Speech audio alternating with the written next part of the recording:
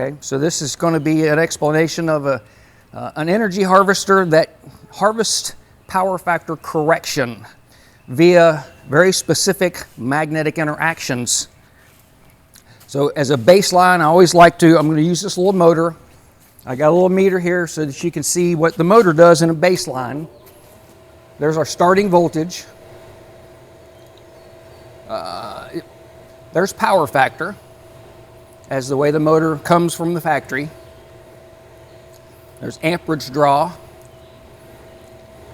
That's watts based on the power factor. That's volt amps, which has to be supplied to make it all happen. So again, I just like to show that baseline. So we'll move this around.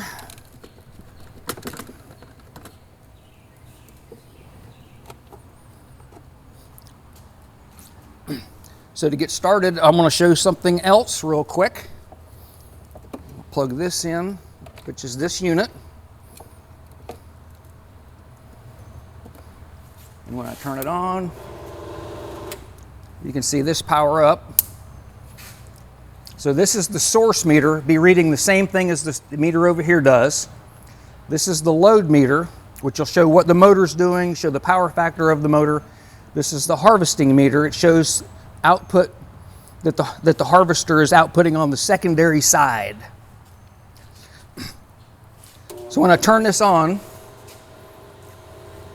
you can see we got a 0.65 power factor, and both meters show the same thing. Now this one doesn't show volt amps, and that's the reason I put that other meter in there. All these show are watts and power factor. In this scenario, one of the things that I wanted to show was this meter is not showing anything, but it has the same amperage as the others. So that's the secondary side. If you open up that circuit, you can see what happens. Nothing happens.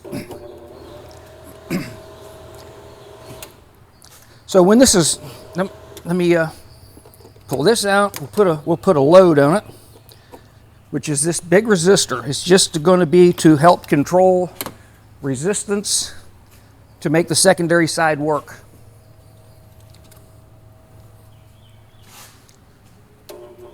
So when we turn it on, we've still got the same, this setup, okay, still got power factor, same thing.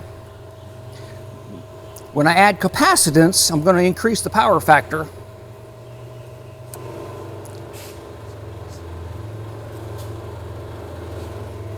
And then we'll start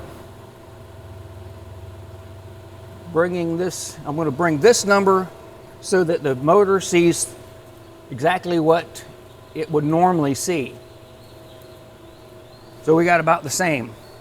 So now we got a power factor on the motor. We got corrected power factor. And then we've got harvested output, which is going over to this resistor. If you add the motor and the harvest, you see you get about the same as what's being supplied in volt amps. Because it takes the power factor correction, puts it onto the secondary side.